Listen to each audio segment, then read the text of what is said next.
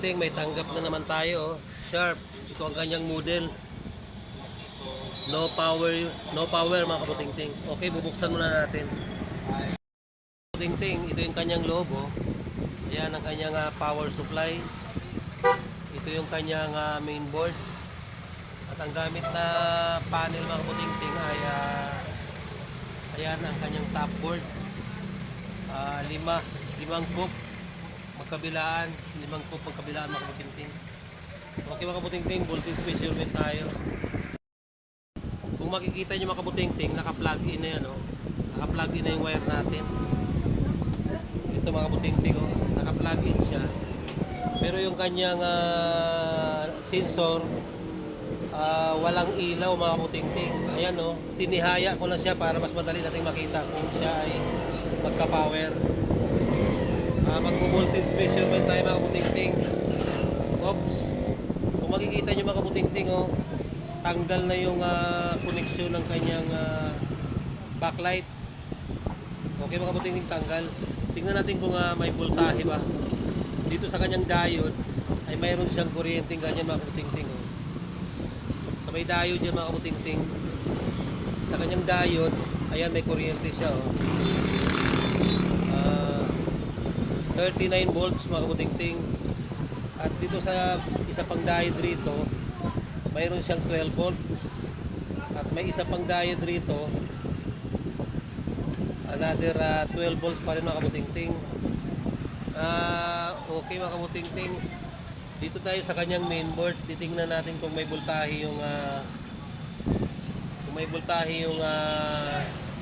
mga nandito. Nagating-ting yung IC na to, mayroon siyang 2 volts kasi nakasit up tayo sa 10 sa ating tester. Mayroon siyang 2 volts. At sa pangalawang paa, mayroon pa rin 2 volts mga kaputing-ting, o sa pangalawang paa. Sa pangatlong paa, wala siyang voltahe mga kaputing-ting.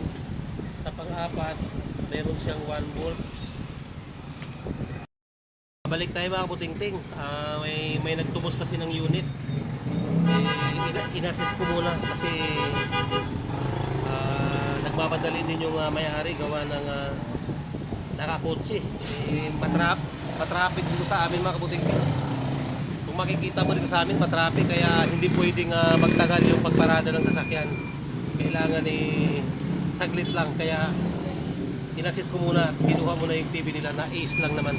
Okay mga kaputing-ting, tuloy tayo. Dito tayo natapos dito sa may taas, number kung ating bibilangin yan mga kaputing-ting, ang bilang kasi niyan paganyan. So pang-apat, mayroong kuryente dito pang-apat, pero mahina, halos kalahati lang ng 1 volts mga kaputing-ting. Kung kalahati ng 1 volt, basta alam nyo na mga kaputing-ting, kalahati ng 1 volts. Tapos dito sa may pang-5 niya, mayroon siyang pang-5, oh. Mayroon siyang 6 volts. Dito sa kanyang pang-6, wala siya, mahina pang-7, wala rin, pang-8. Okay. Mga kaputing-ting, kung titignan natin sa kanyang sensor, dito sa kanyang sensor, mayroon siyang 3.3. Tapos yung kanyang okay mga kaputing, ulit dito sa kanyang 5 volts ng remote, mayroon siyang 3.3. Number 1 yan sa may bilang kung ating bibilangin. At yung kanyang number 2, ground yan. Yung number 3, yan po yung kanyang sensor, yan ang voltahe ng sensor. So meaning mga kaputing-ting, ang TV na ito ay talagang patay. Kung makikita nyo, walang kabuhay-buhay mga kaputing-ting. Kaya ang plano ko nito, subukan ko muna siyang i-troubleshoot. Kung sakaling hindi siya madadali mga kaputing-ting sa pagtutroubleshoot natin at sa mga ganitong klaseng pagmumukha ng motherboard, medyo paubos ito mga kaputing-ting, gawa ng phase out na ang ganitong klaseng motherboard. Hindi na siya masyadong uso kasi nagbe-phase out na rin yung ganitong klaseng pagmumukha ng motherboard. Subukan ko muna i-troubleshoot mga kaputing-ting. Ngayon kung talagang hindi talaga siya gagana, i-convert na lang natin ng another motherboard. Pwedeng gamitin na motherboard nito siguro mga ace na motherboard pwede siya. Yun lang naman ang pwedeng ikabit at madaling ikabit dahil yun ay friendly board siya. Friendly board siya mga kabutingting. Nasuko na ako dito. Taas na ang dalawang kamay ko. Pati paa mga kabutingting sabay na. Dalawang kamay at dalawang paa. Taas ko na, suko na ako. Hindi ko na kayang gawin ang ganitong uri ng motherboard na patay na. Hinala ko mga kabutingting, ito sira na tong CPU IC niya. Gawa ng lahat naman ng voltahe na kailangan ay present naman. At kung makikita nyo, kahit yung kanyang likod, may pagka ano na rin ang kanyang likod, masilan kung sakali man na tayo magkakabit man o maglalagay man ng piyesa, matrabaho mga kabutingting. Baka kung sakaling gagawan naman natin dito ng paraan, baka tapos na ang Pasko, hindi pa rin dito tapos mga kabutingting. At kung sakali man na ma-repair man natin, baka maaaring hindi rin tatagal gawa ng medyo masilan ang ganitong klaseng board ng unit na ito. Dito lang kasi sa kanyang saksakan, kung makikita nyo, may service ito. Yung isa nito aircon, yung isa service. Siguro ang may-ari nito baka nagkamali siya ng salpak dito sa dalawa na to at ang nasalpakan niya yung service, kaya nawawala yung power nito at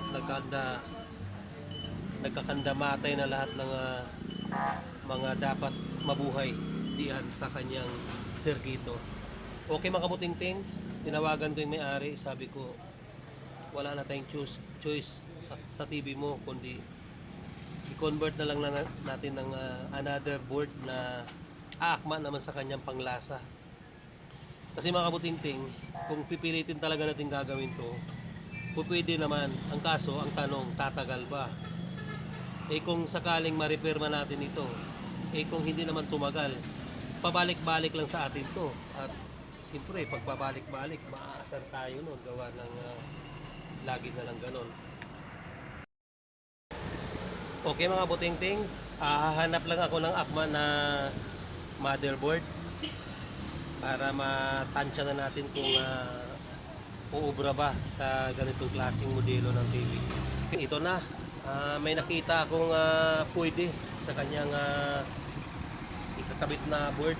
Ito ay nakatago mga kabutingting sa ating mahiwagang baul. Yung ating mahiwagang baul mga kabutingting ay maraming nakatago doon ng mga sikreto. Mga kabutingting, sa isang sikreto na nakatago doon. Okay mga kabutingting, ikakasa ko muna at kapag nakasa na ito, ipapakita ko sa inyo. Ano man ang tatak nitong motherboard na ito ay malalaman nyo na lang mamaya kung maisalpak na natin ang kanyang pagmumukha mga kabutingting. Okay? Antabay lang mga kabutingting.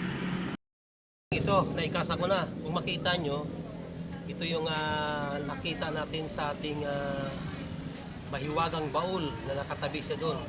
Kung makikita nyo mga kabutingting, naikasa ko na. Ayan siya oh. Kung makita nyo ang kanyang likod, ay ganyan na ang ayos niyan mga kabutingting. Yung nakikita nyo na mga butas-butas na mga pagmumukha, madali na lang po yung tabunan. Tatakpan natin siya ng tabunan mga kabutingting. Pwede natin siyang takpan ng ganito oh. Ito siya, tatakpan siya ng paganyan. Okay? Tapos itong nakikitang mga nakausli na board galing doon sa loob, ganun din ang gagawin natin. I-mid to order natin sa pamamagitan ng ating paggawa. Mid to order repair ang gagawin niya mga kabutingting. Okay mga kabutingting, kung makita nyo, andi dito rin yung kabitan ng antena. At yung pati yung kanyang saksakan ng USB ay nandiyan na rin. Kaya walang kakulang-kulang, walang kabawas-bawas, na i-reconnect natin lahat.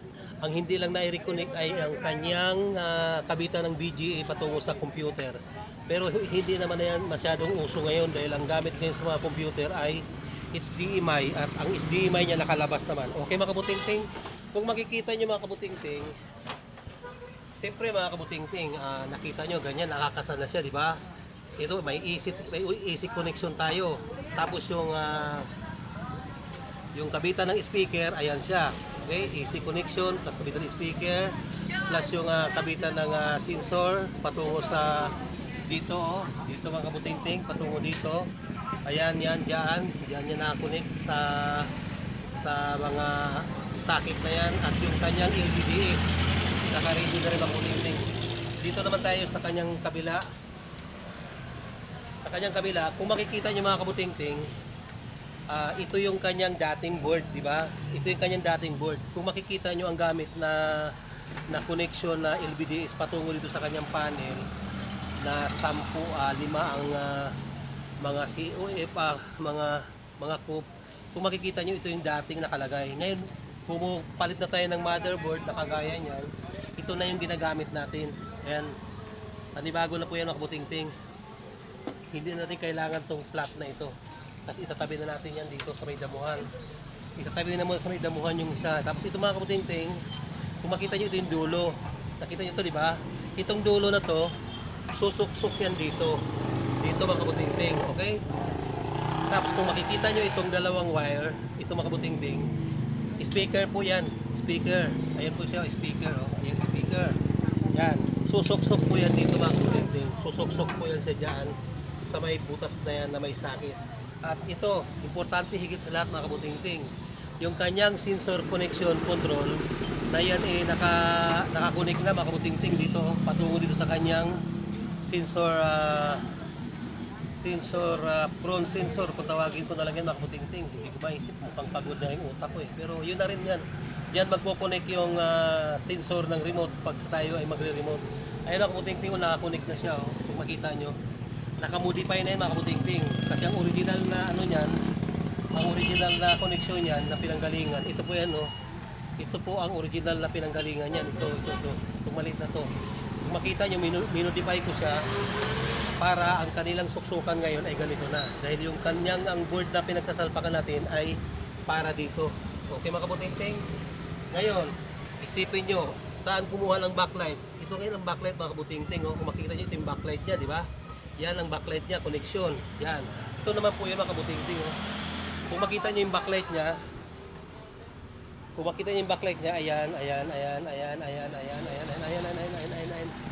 ayan. Pumunta, lumiko, pumunta dito. Ito po yung dulo mga kabutingting. Oh. Ito yung dulo. Itong dulo ng backlight na ito, susok-sok dito sa butas na ito. Sa may butas ng sakit na ito. Okay mga kabutingting? Isalpa ko. Yan sa butas na yan.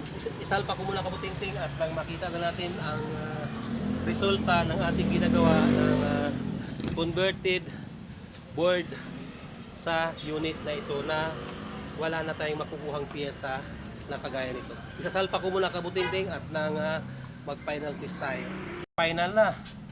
Kung makita nyo mga kabutingting, ayun, okay na. Ayan na yung kanyang sensor, umiilaw na. Switch on natin mga kabutingting sa remote. Okay? Ayun, nag-green. Okay mga kabutingting, gaya lang sabi ko sa inyo, itong brand na ito ang ikinabit ko, gawa ng yan lang siya ang friendly na pwede natin gamitin. Okay mga kabutingting, kung makikita nyo ang kanyang palabas. Ayan, nagbabakbakan yung mga palabas. Hindi natin alam kung anong balak nila sa buhay nila pat nagbabakbakan sila. Okay mga kabutingting, kagaya lang sabi ko sa inyo, nagawa natin ang TV nito sa pamamagitan ng pagpalit ng another board. Gawa ng ang kanyang motherboard mga kabutingting ay hindi na talaga obra. Maski anong gawin natin, hindi na talaga siya obra. Kaya nagpasyahan tayo na palitan ng another board at kinausap naman natin ng may-ari at pumayag naman siya. Ang importante sa kanya ay mapagana yung kanyang TV na mahal niya ang kanyang TV, at makikita nyo naman ang pagmumukha ng TV, talagang malinaw pa siya. Kung makita nyo ang likod nito, hindi ko pa pinainal gawa ng i-made to order pa natin ang kanyang takip.